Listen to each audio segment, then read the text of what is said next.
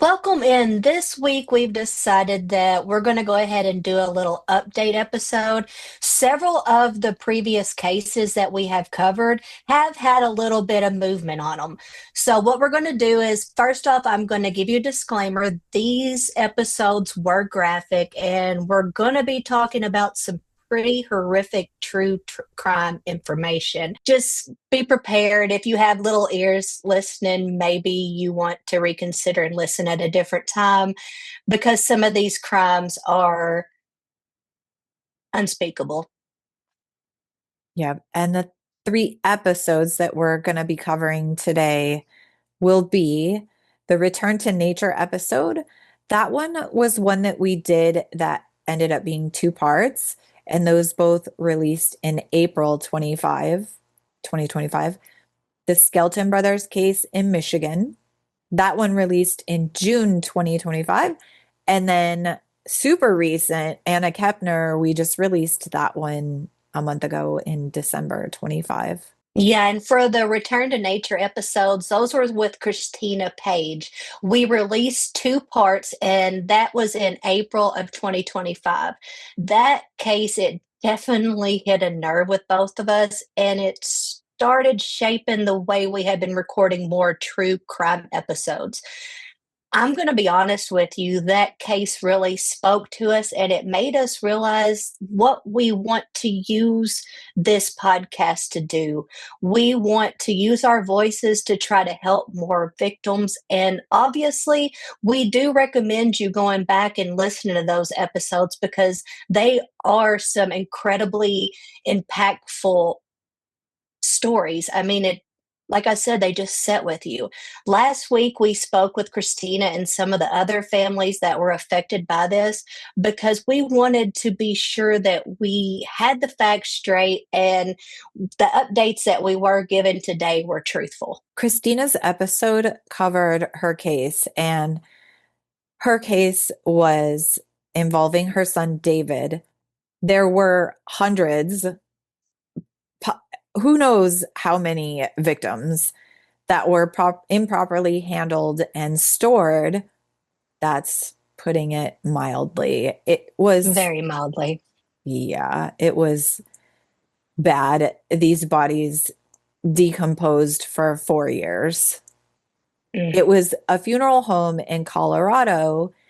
And since that airing that we did on those two episodes in April, we do have some updates that we want to fill you in on. The two owners of Return to Nature are John and Carrie Halford. Now, the updates that we're giving will be referring to those two people.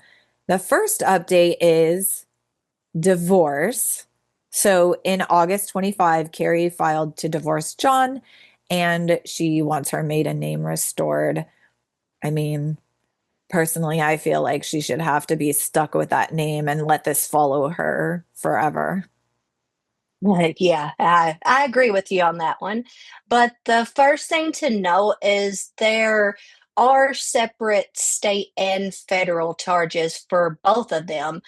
Some of the updates are a little confusing, but we're going to try to specify. In June 2025, John was sentenced to 20 years in federal prison. Let me say that right. After pleading guilty to conspiracy to commit wire fraud. Now, that's related to misuse of funds and fraudulent funeral services. This was separate from the state charges relating to the body abuse and mishandling. Now, for the state charges, in August 2025, his plea deal in the criminal case related to the abuse of corpses and other local charges was rejected by the judge. And after families objected and testified, they offered a 20-year sentence and said, that's just, no, it's too light. And I agree with them. The judge rejection was described as rare. You don't really hear that. But John then withdrew his guilty plea and reverted to a non guilty plea. A trial date was set for February 9th, and that's 2026. And that could last for a month or longer as prosecutors to prepare a dozen of charges, and that's way beyond the abuse. In December 2025, a revised state plea agreement was accepted by a Colorado judge, and that was overturning the earlier rejection and objections from families. Now, under this agreement, John Halford faced a sentence of 30 years on state charges, and that was to be served concurrently, and that would also go along with his federal sentence. The deal was accepted despite families' calls for even harsher justice, and they actually requested for 191 years, 2 year, 8 months, 1 week, and 3 days. That request is based on the body count from the funeral home. That's a huge, impactful number. Now, John's state sentencing is scheduled for February 6th, and of course, 2026. So that again is coming right up. Yep. And I feel like, and the families clearly feel like his 30 to 50 years just isn't enough. And that covers like one or two of the victims that they found in this horrific decomposing state. Again, everyone should go back and listen to those. Do you know how old John is? I don't. He looks 40s. I don't know. I mean, okay, if he's 40s, he still has plenty of time to get out and start something else with that Exactly. sentence. Yeah. Yeah. And both of these people are sketchy, and neither of them should be doing anything ever again except nothing but sitting in a jail cell forever.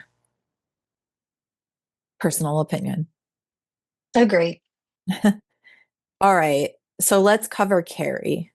Now, in August 2025, she pled guilty in federal court to conspiracy to commit wire fraud related to deceiving customers and defrauding the Small Business Administration during this funeral home scheme. Federal prosecutors advised a recommended sentence for her 15 to 20 years, with her federal sentencing scheduled originally for December 25. It's now March 26th. So that's coming up in a couple of months. Again, that's federal. Now, for state, in November 2025, a Colorado judge rejected Carrie's plea deal in her state case on abuse of corpses and related charges. Family members criticized a negotiated 15 to 20 year sentence as too lenient, obviously, given the horror of the bodies stashed for years. Fake ashes were given to families. There were some bodies buried in the wrong place.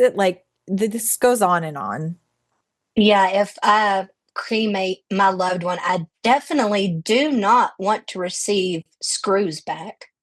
Nope. What's wrong with these people? Yeah. And following that rejection, Carrie withdrew her guilty plea in state court, this is state again, and entered a not guilty plea.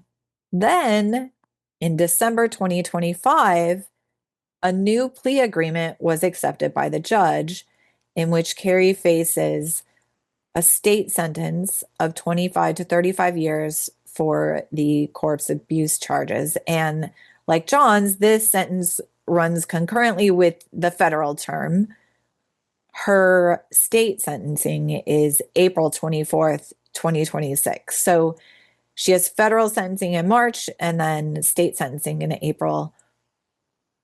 I feel like, I know, I'm sure you agree with this, she's just as guilty. She knew those bodies were there. She was the one talking to the families and interfacing. She was the one actually getting the people to give them their money. Damn So, straight. you know what? She was doing the networking. She was taking the money. She was setting everything up. She knew what was going on. You can't tell me that she did not go in that area where all of these people's loved ones were laying. You can't tell me that she didn't. No, they were everywhere. Right. So, So, Yeah. both of them should be away for life.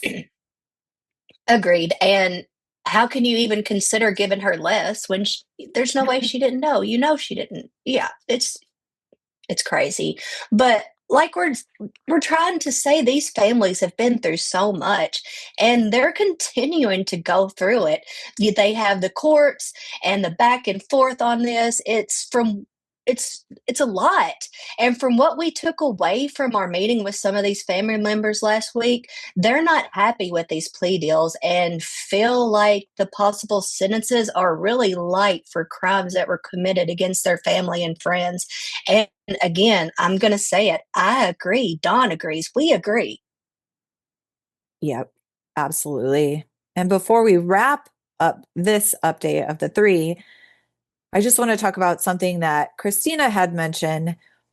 And this isn't, it's like a loose quote. These were her words, but they're not exact. So she had mentioned that this is the biggest victory, but also the most unfortunate part of the story. And that's that each generation of these funeral home industry victims has to push away their own feelings and their own healing so that the next generation of victims doesn't have these same things happening. The victims' needs have to be pushed aside, and that's so that they can help these other future victims. And that's what they've done. They have a group called Colorado Remembers, and they meet every week to support each other. But they also, in that meeting, talk about how they can make changes and support victims from new cases that do keep popping up. We talked about a Hmm. couple of them on this call last week, and these cases continue to happen and they continue to find new victims. And the return to nature victims have helped get mandates created that are being used for new cases, and they are making a big difference. But, unfortunately, it's at a cost to themselves. I really give them props because with their cases, nobody knew how to handle this. So now they're speaking up and they're trying to get it handled correctly. Instead of just laying down, they're standing up. And I commend these ladies for what they're doing. From the call, it felt like they don't want to, I guess, like take credit, if you will, for helping these other victims because at the end I said, my biggest takeaway from this is what you guys have done and you've made a Mhm. difference and you've helped other people. And then no one was like, yeah, thank you. We definitely feel like this is what came out of this. No, they were like, we have to put our own things aside to help other people. So it wasn't, I don't know. I just want them to know that what they've done is huge and the differences that they're making are enormous. And I mean, we appreciate what they've done. Absolutely. I mean, they could be silent, which is perfectly fine. I may be. I don't know how I would react if I was in their situation. But these ladies have chosen not to, and people are hearing you. So you're bringing attention to individuals that might not ever think that this could happen. That's a big thing. You're Yeah. making people aware. And she says ladies because pretty much everyone that spoke, they were female, but there are men on the Well, call true. as well. Oh, there was, wasn't there? Sorry. There, Yeah. yes, sorry. No, I you're was good. I don't know why, but I guess because I don't remember his name, but Christina's ex-husband, he didn't come out and speak as much. I think that's why I don't remember him. And there was another one that popped. They didn't speak as much as the ladies. So yes, I take that back. I'm so sorry for you ladies and gentlemen. You're doing an amazing thing, and thank you. Yeah, I just didn't want them to get left out because No, no, I know. Thank you for correcting me because I really didn't. I know, but I didn't realize. So thank you. Yes, Yeah. and I'm sorry. No, nothing to be sorry about. They were observers, and that's okay. Yeah, that's perfectly fine. That's yeah, you're there and you're doing the exact same thing. This needs to be talked about because I never thought that this could possibly happen. My Yeah, mom's been cremated, and now like it's made me wish that I still had the remains just to make sure, you know? there's a case in Toledo that I recently read about too that I want to look into a little more. I feel like this happens, unfortunately, way, way more than we would ever think. I just don't understand why people, I mean, they take advantage of people every other way, but why at the end of their freaking life? It doesn't make sense to me. It just doesn't. But also, I'm just That's, gonna say it because you know me, I just say it. The mortuary and funeral industry already takes advantage of vulnerable people because of the pricing. And it yeah. drives me crazy. And we've talked about funerals in the past and that I don't really believe in them for multiple reasons, that being one of them. So you're already making money taking advantage of vulnerable people by having them have to pay thousands and thousands of dollars to have a funeral. Do you really need to do this on top of it? It's just, anyway, yeah. I mean, you got a point. I've Yes. never known too many poor funeral home or directors or, yeah. Yeah, So. exactly. Yeah. Okay, so next we're on to the Skelton brothers, and that case was released on our podcast in June of 2025. I was super excited to see an update back when I was up in Toledo with Dawn. I woke up one morning drinking my coffee. Of course, it was the proper area, so I seen it going across the news, and it just made me super excited to text Dawn. With the June 2025 episode that we did, that kind of gives you the whole rundown. So we do highly recommend that you go back and listen to that one because it does, like I say, it covers the disappearance of the three young boys. And earlier in 2025, a judge formally declared the Skeleton Brothers legally dead. That was it's awful, been missing for more than a decade and a half. And that step, what it basically does is it just aids in legal and civil actions. So even though the remains have never been found, you can press on further with things like murder charges. Which is such a long time coming for their mom. And we're here we are. Yes. So in November 2025, John Skelton, he's the father of Andrew, Alexander, and Tanner. Like she said, they've been missing a very long time since November Mm, 2010. He so was long. so long. He was finally charged formally with murder in the disappearance of those three boys. Prosecutors filed 3 counts of open murder and 3 counts of tampering with evidence. This was in Michigan. And his charges came just weeks before. Oh my gosh, remember? It was just weeks before he was scheduled to be released from prison for prior charges on this case, which those charges were only unlawful imprisonment. So he was about to get out. And remember, this is what we was hoping would happen when we did in that last episode. So I'm so glad that we're finally to this part. This is the first time murder charges have been brought in this case. 15 years after the boys had vanished, that just seems it's insane. That's such a long time, but here we are finally. Skelton has been serving a 15-year sentence for unlawful imprisonment, and that's related to where he failed to return his boys to their mother in 2010. And a probable cause procedural hearing was held in late December 2025, and his defense counsel requesting extra time to review discovery. So, a preliminary examination has been scheduled for May 2026. That way, it does give them a little more time to prepare.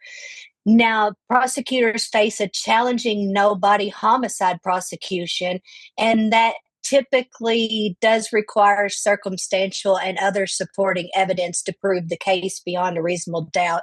So, I guess, yeah, pushing it to May, that does give them more time. And as we speak now, Skelton remains in the county jail with a very large bond. It's reported at $60 million. And that's, of course, going to continue while these proceedings are going on.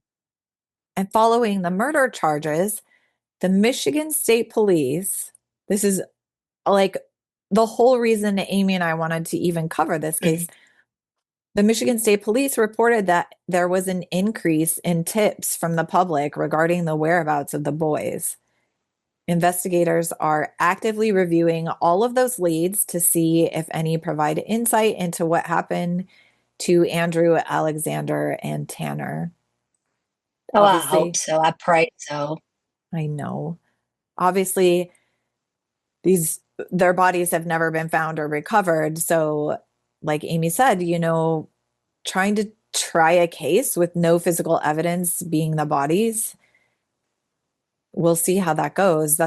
It's tough, but I mean, It's they not do have impossible. no, and they do have a lot, that we covered, which everyone can go back. There's a lot of evidence and whatnot. So I'm crossing my fingers for these three boys, let me tell you. I definitely do not think it was a bad idea to push out, because it's not a problem that you don't have the body as long as you have the evidence to back it up. Right. So making sure that you have everything in order is, I think, a really good call, because you definitely don't want to drop the ball on this one. Yeah. I have a little bit of it's a quick little quote. It's from the family and it was via ABC in Detroit. We always want to give credit to things that we're playing.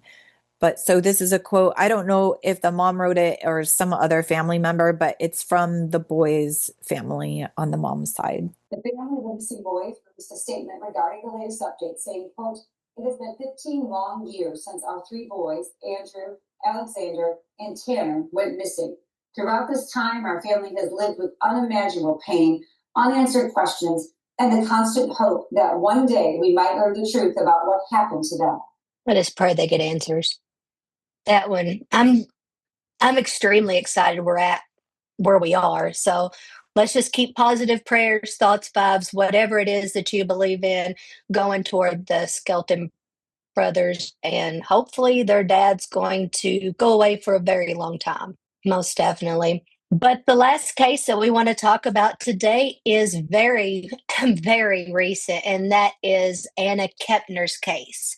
She's the 18-year-old who was found murdered on the cruise ship, and that was in late 2025. Now, this is a very small update, but we thought it was worth mentioning. If you listen to that episode, you'll recall her teenage stepbrother was listed in court documents as a suspect. Now, all that was reported at the time of that recording was that he had gone to live with other relatives. That way, the other kids in the safer house, that they were or safe at the house, they are actually younger than him. And that is also while the FBI is working the case, so that could disrupt a whole family as well. I totally agree with that situation. Now, here is the update. The stepbrother has been hospitalized, or was. The court filings and family text messages indicate that he was admitted to medical facility immediately after returning from the cruise ship, and that during that time, He repeated that he couldn't remember what happened. And after receiving medical care described in reports as included psychiatric observation, he was released from the hospital and sent to live with relatives. The hospitalization appears connected to his emotional and mental state after the incident and not because of the disclosed physical injury. Now, specific medical details, they not and haven't been and probably won't be publicly released, and he's still not been formally charged with her murder. And sorry, I'm having trouble talking today, so just kind of bear with me. And like Amy said, that wasn't a huge update, but No, it's it's important. yeah, it's a change. And at the time that we did that episode, we didn't know that he had been hospitalized for. No, had no Yeah. clue. So, where is like where's the relatives tying in? He's obviously there now because we thought that he was there at the time, and he was obviously hospitalized and having a hard time. Which, I mean, I'm not going to point fingers. We don't know what all evidence is there yet, but Well, and the part where it says he doesn't remember what happened. So is that yeah, could he have been having an episode? I don't exactly? know. There's some things that I want to say, but they're not very nice, and I'll just keep them to myself. So I just don't really know what to say right now, except I just hope that maybe he can remember. Yeah, I don't think that enough has come out yet for me to draw a conclusion. Obviously, I lean towards he did it just because I'm of just being, yeah, circumstances. But I think because he's a minor and I mean, she's not technically a minor, but she was 18. I think they just aren't releasing a lot. So I right. won't say for certain that I think he did it, but I definitely lean that way. I think that all signs point to that he did it. And Right. I don't want to say, like, talk horrid about him because he's not is he underage at the time? I think he Is was he 18 now? 16. No, this just happened. He Okay. was 16, I think.